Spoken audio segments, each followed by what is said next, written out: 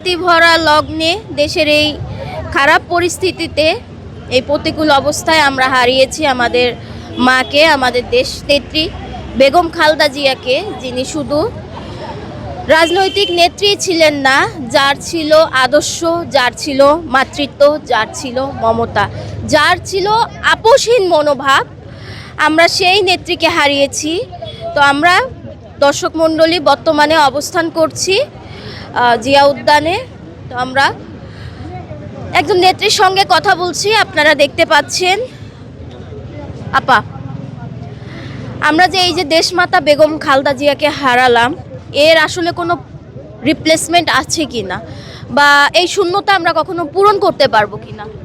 আসলে আমি তো বেগম খালেদা জিয়াকে দেখে রাজনীতিতে নেমেছি। আমি বরিশাল উত্তর জেলার সভাপতি চৌধুরী শরীফা নাসরিন, তার আদর্শে চলি সবসময়।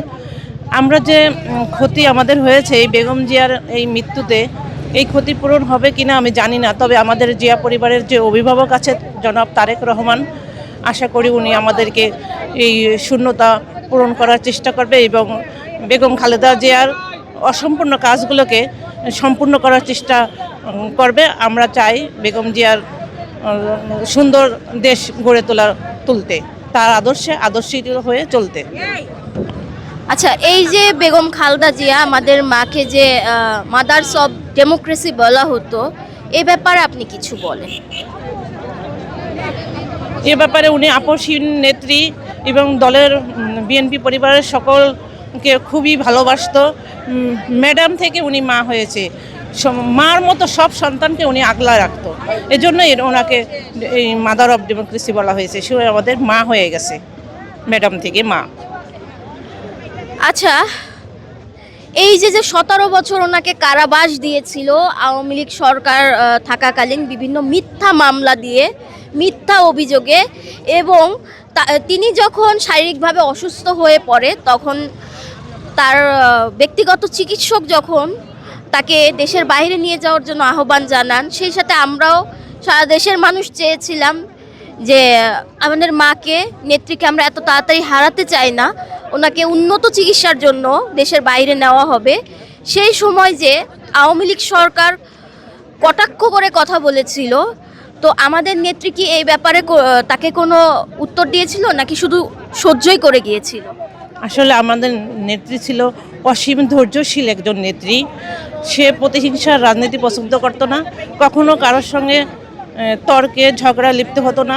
আপোষহীন নেত্রী ছিল, সে ব্যাপারে সে কিছুই বলেনি। কিন্তু শেখ হাসিনা যাই বলুক না কেন, তার মৃত্যুর পর আমরা দেখেছি মানুষ তাকে কত ভালোবাসে।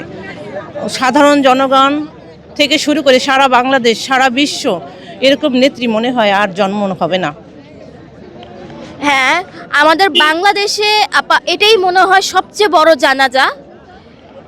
আমাদের বাংলাদেশের সবচেয়ে বড় জানাজা এটাই, আমাদের বেগম খালেদা জিয়া, আমাদের দেশনেত্রী, আমাদের মাতা, উনি যে একজন নিঃসন্দেহে ভালো মানুষ ছিল, এটার প্রমাণ আমরা আবারও পেয়েছি। জি, তার জানাজায় আমরা এটা প্রমাণ আবারও পেয়েছি।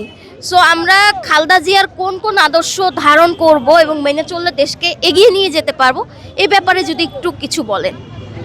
আমরা আসলে সবার আগে দেশের জনগণকে ভালোবাসে আমাদের খালেদা জিয়া নিজের স্বার্থ ত্যাগ করে। সে ইচ্ছা করলে পারতো উন্নত চিকিৎসার জন্য বিদেশে যেতে, কিন্তু উনি কখনোই চাননি বিদেশে যেতে। সে বাংলাদেশেই জন্মেছে, বাংলাদেশে মৃত্যুবরণ করতে চেয়েছে, বাংলাদেশের মানুষের উন্নয়ন চেয়েছে, মঙ্গল চেয়েছে, শান্তি চেয়েছে, বাংলাদেশেই থেকেছে। আমি তার স্বদেশ প্রেমটাকেই সবচেয়ে বড় করে দেখছি। তো আমরা বেসিক্যালি এই আদর্শটাই ধরে রাখবো যে স্বদেশ প্রেম, দেশের ঊর্ধ্বে কিছু না। ওনার স্বামী গেল, ছোট ছেলে কোকো গেল, আরাফাত রহমান কোকো গেল, তারপর বড় ছেলের থেকে তিনি দীর্ঘ একটা শতাব্দী, দীর্ঘ একটা যুগ সে আলাদা থেকেছে, তারপরও তিনি কোনো প্রকার আপোষ করেননি।